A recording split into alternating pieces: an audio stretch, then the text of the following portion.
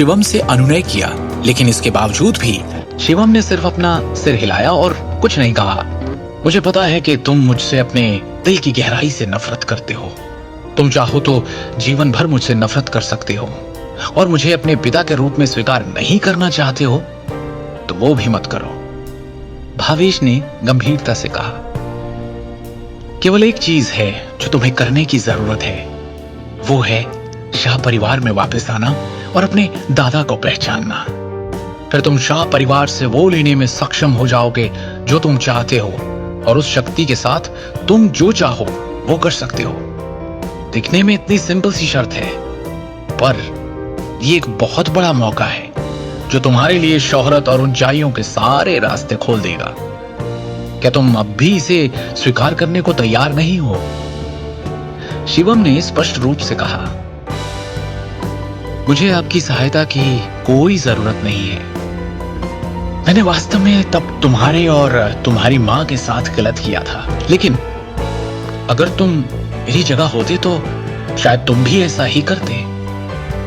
एक आदमी जीवन में सब कुछ खो सकता है, हालांकि केवल एक चीज जो उसे नहीं खोनी चाहिए वो है वो शक्ति जो उसके हाथों में है। शिवम ने अपना सिर हिलाया और बेहद निराशा में आह भरी।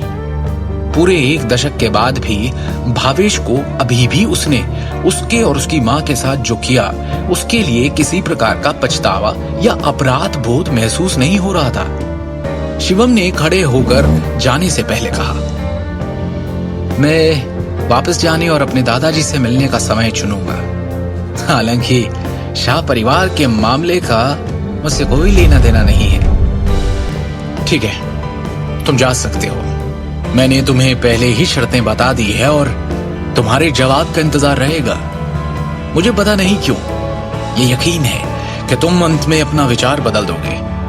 हाँ, आपने जो कहना है या करना है वो कीजिए। नोएडा सिटी, पूर्वी जिला, रायजादा ग्रुप बिल्डिंग। इमारत के प्रवेश द्वार पर पहुंचकर शिवम गेस्ट हॉल में चलने के लिए आगे बढ़ा। सर, क्या मैं पूछ सकती हूँ आप किसे ढूंढ रहे हैं? रिसेप्शनिस्ट ने विनम्रता से पूछा। मैं आपके डायरेक्टर नितिन रायजादा से मिलने आया हूँ, शिवम ने शांति से कहा। आप डायरेक्टर रायजादा से मिलने आए हैं? क्या आपके पास अपॉइंटमेंट है? उस रिसेप्शनिस्ट ने फिर पूछा। कैजुअल स्ट्रीट वियर टाइप के कपड़े पहने शिवम किसी ऐसे व्यक्ति की तरह नहीं दिख रहा था जिसके पास डायरेक्टर नितिन रायजादा जैसे बड़े आदमी से बात करने की योग्यता भी हो। मिलना तो दूर की बात थी। आप उन्हें सिर्फ मेरा एक मैसेज दे दीजिए और जैसा मैं कह रहा हूँ बिल्कुल आप वैसा ही उनसे कहिए। उन्हें बताइए कि मैं चेतन आनंद रायजादा का दोस्त हूँ।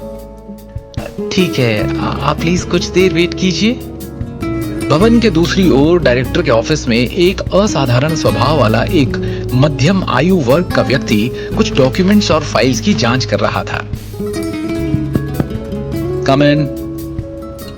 अनुमति मिलने के बाद एक युवा पुरुष सेक्रेटरी ऑफिस के अंदर आया और उसने नर्म तरीके से सम्मानपूर्वक कहा, डायरेक्टर सर, फ्रंट डेस्क से मैसेज आया है कि कोई आपको ढूंढ रहा है। Front desk? दिन के इस वक्त मेरा कोई अपॉइंटमेंट नहीं है ना?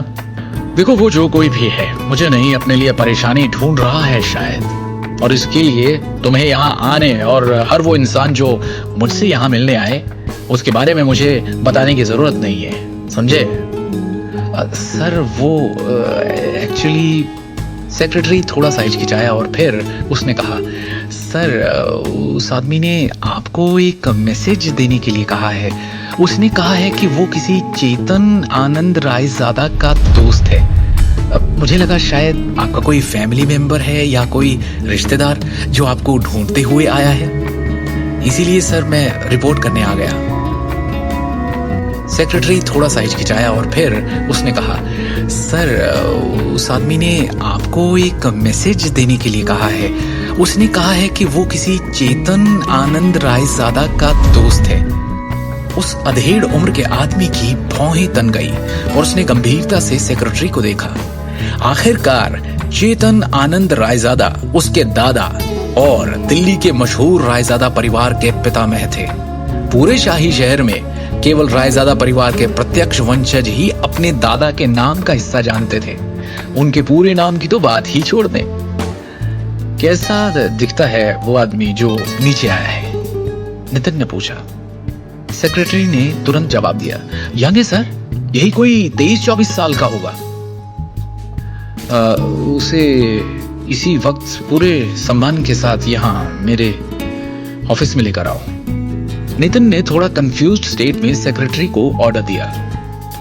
5 मिनट बाद शिवम को सेक्रेटरी द्वारा 36वीं मंजिल पर डायरेक्टर के कार्यालय में लाया गया और जैसे ही शिवम ऑफिस के अंदर आया वो नितिन के सामने एकदम भरकर बैठ गया।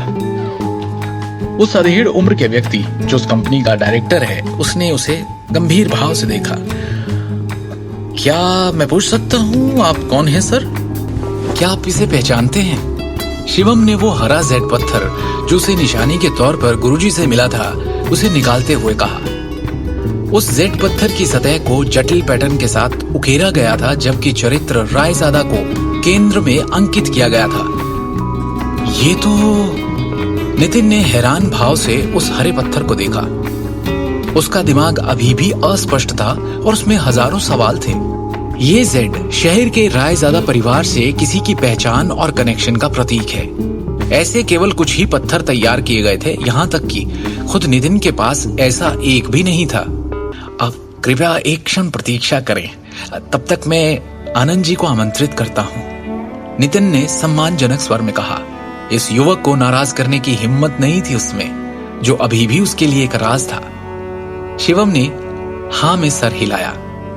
कुछ ही समय बाद नितिन सफेद बालों और दाढ़ी वाले एक बूढ़े व्यक्ति उनके साथ ऑफिस में लौटा। नितिन थोड़ा पीछे हुआ और वो आगे आए। नितिन सिर्फ बिजनेस के प्रबंधन का प्रभारी था। दूसरी ओर उसके परिवार के रहस्यों से संबंधित अन्य सभी मामलों को आनंद जी द्वारा नियंत्रित किया जाता था, जिसे नितिन के पिता ने भेजा था। वो बूढ़ा करीब 60 की उम्र का होगा, लेकिन उनकी चाल में सर्प जैसी तेजी थी। इसके अलावा उनकी तेज आंखें जोश से भरी थी, जबकि उनके शरीर में उच्च आत्माओं का उत्सर्जन था।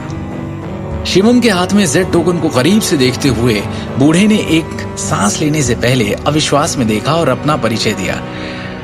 मैं हूँ जतिन आनंद। क्या मैं आपका शुभ नाम जान सकता हूँ sir? Shivam. Brother Shivam Raizada group के लिए जेड टोकन लाए हैं। मुझे माफ करें, लेकिन क्या मैं आपकी पहचान का परीक्षण कर सकता हूँ? जरूर। शिवम ने हाँ में सिर हिलाया। जतिन को एक नजर देखते ही शिवम बता सकता था कि वो एक साधारण बूढ़ा आदमी नहीं था। इसे देखकर एक बात तो साफ थी कि जतिन आनंद तक्षक विद्या की दुनिया में एक विशेषज्ञ थे। जवाब में सिर हिलाने के बाद जतिन ने अचानक अपनी कलाई को हिलाया और एक जेड गेंद को रोल करते हुए फेंका, जो हवा में घूमती हुई तेजी से शिवम की ओर जा रही थी। अचानक हुए हमले के बावजूद शिवम ने तेजी से अपनी तरफ आती हुई उस जेड बॉल को नंगे हाथों से पकड़ लिया और अपनी सीट पर बैठ गया। और जैसे ही उसने अपनी मुट्ठी खोली, उसकी उंगलियों के बीच से जेड धूल का ढेर फिसलने लगा। इस अप्रत्याशित दृश्य को देखकर नितिन की आंखें चमक गई। जतिन आनंद की अभिव्यक्ति भी फीकी पड़ गई और वो खुद से बुदबुदाए, एक आंतरिक शक्ति विशेषज्ञ इतनी कम उम्र में? कहीं ये उस इंसान का वंशज तो नहीं? रायजादा परिवार के एक बुजुर्ग के रूप में वो प्राचीन तक्षक विद्या से संबंधित गांधी परिवार के रहस्यों के संपर्क में आए थे। इस प्रकार वो मोटे तौर पर शिवम की असली पहचान का अनुमान लगा सकते थे। जतिन आनंद ने झुककर सम्मान पूर्वक कहा, मैं रायजादा परिवार की तीसरी शाखा का बड़ा जतिन आनंद आपका अभिवादन करता हूँ, महान Elder. Nitin Raizada great Elder का अभिवादन करता है, नितिन ने गंभीर स्वर में कहा। शिवम के हाथ में जेड टोकन रायजादा परिवार के महान बुजुर्ग की पहचान का प्रतिनिधित्व करता है। रायजादा परिवार के नियम बेहद सख्त थे और किसी को भी उनका अपमान करने की अनुमति नहीं थी। अपनी पहचान स्वीकार किए जाने के बाद शिवम ने थोड़ा सिर हिलाया। द ग्रेट एल्डर इस बार ईस्ट ब्रांच ग्रुप में आए हैं। क्या मैं आपके लिए कुछ कर सकता हूँ? जतिन ने गंभीरता से पूछा और उनके इस सवाल फोन बज उठता है। शिवम, फौरन मेट्रो सिटी हॉस्पिटल पहुंचो। मैंने तुम्हारी और दृष्टि के तलाक के कागजात बनवा लिए हैं। अभी के अभी आकर उन पर साइन करो। फोन की दूसरी ओर से दृष्टि की मां सिमी ने चीखते हुए कहा, आप हॉस्पिटल में क्यों हैं? क्या चल रहा है मम्मी जी? शिवम ने गंभीरता से पूछा। दृष्टि के पापा फैक्ट्री में थे जब करण अचानक फैक्ट्री खरीदने आ गया। वहां कुछ ऐसा हुआ कि ये घायल हो गए। हॉस्पिटल में एडमिट करना पड़ा। करण और दृष्टि में भी बहस हुई और दृष्टि बेहोश हो गई। करण अब भी गुस्से में है। कर्ज के भुगतान के लिए जबरदस्ती हमारा घर बेचने पर तुला है। बस एक शर्त पर हमें बख्शने को तैयार है कि दृष्टि तुम्हें तलाक दे दे। हम ये सब और नहीं सह सकते। भगवान के लिए उसे तलाक दे दो। सिमी विनती करते हुए रो पड़ी। मैं वहां पहुंचता हूं, कहकर जैसे ही शिवम ने फोन रखा, उसका चेहरा भावहीन सा हो गया। दृष्टि बेहोश हो गई। शिवम की आंखों में ऐसा क्रोध उमड़ पड़ा जैसा आज तक कभी किसी ने नहीं देखा। उसने जतिन और नितिन की ओर देखते हुए शांति और अधिकार के साथ कहा, मैं चाहता हूं कि पूरी की पूरी नारंग एम्पायर दिवालिया हो जाए, वो भी एक दिन के अंदर। ग्रेट एल्डर, आपकी आज्ञा सर आंखों पर। नितिन रायजादा ने सम्मानपूर्वक उत्तर दिया। दिल्ली के सबसे बड़े मेट्रो सिटी हॉस्पिटल में शिवम जल्दी से कमरा नंबर 608 में पहुंचा। जानते हो ना क्यों हो रहा है ये सब हमारे साथ? क्योंकि तुमने करण के साथ बदतमीजी की। सिमी शिवम की ओर उंगली उठाकर गुस्से में बोलती जा रही थी। अरे क्या जरूरत थी? पंगा उसके साथ करने की सोची जाती है जो आपके बराबर की हैसियत का हो। तुम क्यों अपनी हैसियत भूल जाते हो बार बार? क्यों जलील किया करण को पार्टी में? इल्जामों की इस बौछार में भी शिवम चुप रहा। उसने बस अस्पताल के बिस्तर की ओर देखा। बिस्तर पर लेटे हुए उनके ससुर अखिल नारंग थे। आपको चोट कहां लगी? शिवम ने चिंतित स्वर में पूछा। घाव अंदरूनी है, घबराने की बात नहीं, अखिल ने दर्द भरी आवाज में कहा। शिवम की आंखों में अपने लिए चिंता देखकर दृष्टि बोल पड़ी। मैं ठीक हूं। पापा की मजदूरों से बहस हो गई, उन्हें पीटा गया। ये तो अच्छा हुआ किसी तरह उन्होंने अपना बचाव कर लिया। हालांकि शिवम का दिल गुस्से से भर गया था। उसने ये पूछने से पहले खुद को शांत किया। फैक्ट्री में एग्जैक्टली हुआ क्या था? दृष्टि इस बारे में बात नहीं करना चाहती थी।